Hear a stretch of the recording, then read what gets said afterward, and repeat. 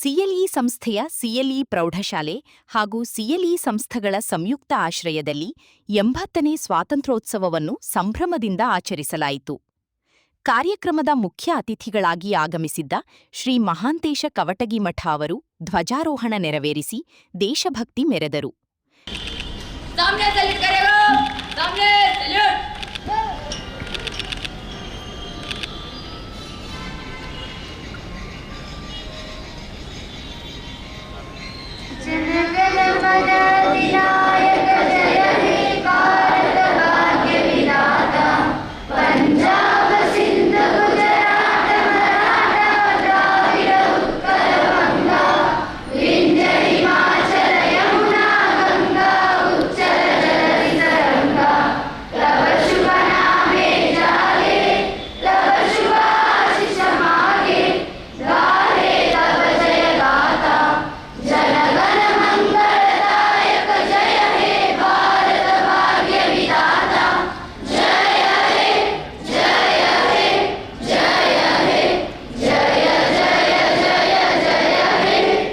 ಬಳಿಕ ಮಾತನಾಡಿದ ಅವರು, ಸ್ವಾತಂತ್ರ್ಯ ಹೋರಾಟಗಾರರ ತ್ಯಾಗ ಮತ್ತು ಬಲಿದಾನದಿಂದ ದೇಶಕ್ಕೆ ಸ್ವಾತಂತ್ರ್ಯ ದೊರೆತಿದ್ದು, ಅವರ ಆದರ್ಶಗಳನ್ನು ಇಂದಿನ ಯುವಜನತೆ ಜೀವನದಲ್ಲಿ ಅಳವಡಿಸಿಕೊಳ್ಳಬೇಕು ಎಂದು ಹೇಳಿದರು.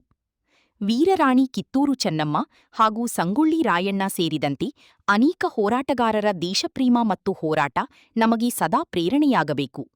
ಸ್ವಾತಂತ್ರ್ಯಾನಂತರ ಭಾರತವು ವಿವಿಧ ಕ್ಷೇತ್ರಗಳಲ್ಲಿ ಗಮನಾರ್ಹ ಪ್ರಗತಿ ಸಾಧಿಸಿದ್ದು, ಇಂದು ವಿಶ್ವದ ಪ್ರಮುಖ ರಾಷ್ಟ್ರವಾಗಿ ಗುರುತಿಸಿಕೊಂಡಿದೆ ಎಂದರು.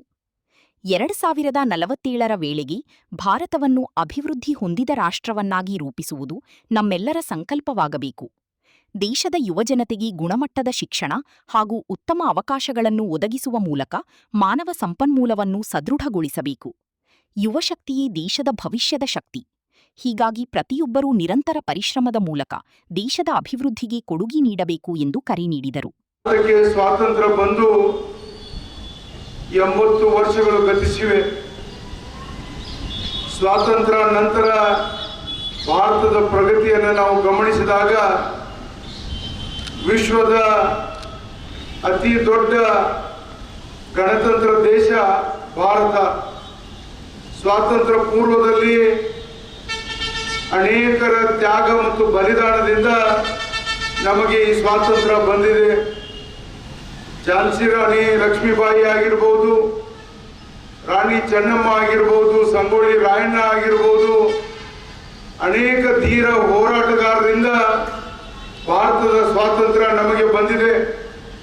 ಈ ದೇಶವನ್ನು ಪರಕೀಯರಿಂದ ಬ್ರಿಟಿಷರಿಂದ ಮುಕ್ತಗೊಳಿಸಿ ಭಾರತಕ್ಕೆ ಸ್ವಾತಂತ್ರ್ಯವನ್ನು ತಂದುಕೊಟ್ಟ ಆ ಎಲ್ಲ ಸ್ವಾತಂತ್ರ್ಯ ಹೋರಾಟಗಾರರನ್ನ, ಆ ಎಲ್ಲ ಯೋಧರನ್ನ ಈ ಸಂದರ್ಭದಲ್ಲಿ ಸ್ಮರಿಸ್ತಾ ಭಾರತ ವಿಶ್ವಗುರು ಆಗಬೇಕು. 2047 ಭಾರತ ವಿಕಸಿತ ಭಾರತ ಆಗಬೇಕು ಅಂತಕ್ಕಂಥ ಕನಸು ಪ್ರಧಾನಮಂತ್ರಿ ನರೇಂದ್ರ ಮೋದಿ ಅವರು.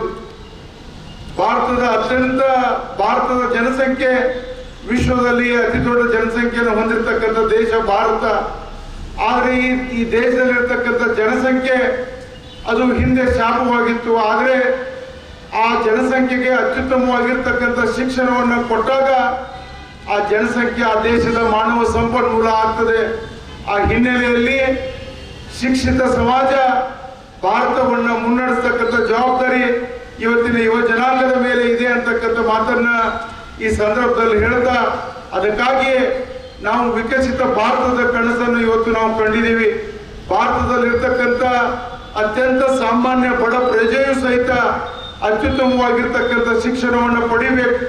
ಅಂದಾಗ ಮಾತ್ರ ವಿಶ್ವದಲ್ಲಿರ್ತಕ್ಕಂಥ ಮುಂದುವರೆದ ರಾಷ್ಟ್ರಗಳು, ಅದು ಐರೋಪ್ಯ ರಾಷ್ಟ್ರಗಳಾಗಿರ್ಬೋದು, ಅಮೆರಿಕ ಆಗಿರ್ಬೋದು, ಇವೆಲ್ಲವನ್ನ ಸಹಿತ ಮೀರಿ ಭಾರತ ವಿಶ್ವಗುರು ಆಗೋದ್ರಲ್ಲಿ ಯಾವುದೇ ಸಂದೇಹ ಇಲ್ಲ ಅಂತಕ್ಕಂಥ ಮಾತನ್ನ ಈ ಸಂದರ್ಭದಲ್ಲಿ ಹೇಳ್ತಾ, ಜನ್ಮತ ನಾವು ಬಡವರಾಗಿ ಹುಟ್ಟಬಹುದು, ಜನ್ಮತ ನಾವು ಯಾವುದೇ ಜಾತಿ ಜನಾಂಗದಲ್ಲಿ ಹುಟ್ಟಬಹುದು, ಆದರೆ ನಿರಂತರ ಪರಿಶ್ರಮ ನಮ್ಮನ್ನ ಸಾಧನೆಯ ಮೇಲ್ಪಂಕ್ತಿಗೆ ಒಯ್ತಿದೆ ಅಂತಕ್ಕಂಥ ಮಾತನ್ನ ಈ ಸಂದರ್ಭದಲ್ಲಿ ಹೇಳ್ತಾ, ದೇಶದ ಹಿಂದಿನ ರಾಷ್ಟ್ರಪತಿಗಳಾದ APJ ಅಬ್ದುಲ್ ಕಲಾಂ ಅವರು ತಮಿಳುನಾಡಿನ ಅತ್ಯಂತ ಸಣ್ಣ ಗ್ರಾಮದಲ್ಲಿ ಹುಟ್ಟಿದವರು.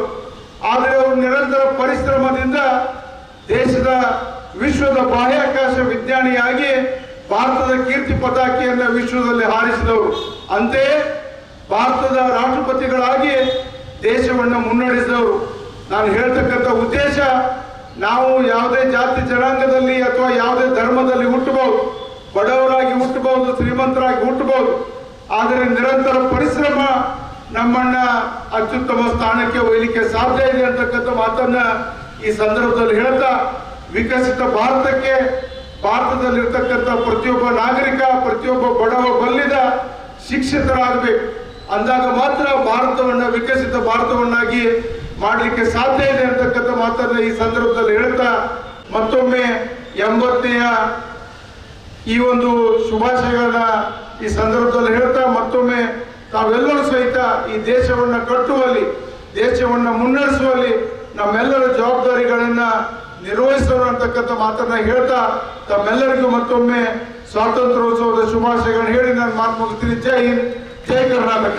ಕಾರ್ಯಕ್ರಮದಲ್ಲಿ ಸಿಎಲ್ಇ ಸಂಸ್ಥೆಯ ಕಾರ್ಯಾಧ್ಯಕ್ಷ ಎಸ್ಎಸ್ ಚನ್ನವರ್, ಜಂಟಿ ಕಾರ್ಯದರ್ಶಿ ಎನ್ಎಸ್ ವಂಟಮುತ್ತಿ, ನಿರ್ದೇಶಕ ಎಸ್ಬಿ ಚೊನ್ನದ, ಗಣ್ಯರಾದ ಮಾಣಿಕ ಮೆಕ್ಕಳಕಿ, ಆಡಳಿತಾಧಿಕಾರಿಗಳು, ಅಂಗಸಂಸ್ಥೆಗಳ ಮುಖ್ಯಸ್ಥರು ಹಾಗೂ ಸಿಬ್ಬಂದಿ ಉಪಸ್ಥಿತರಿದ್ದರು.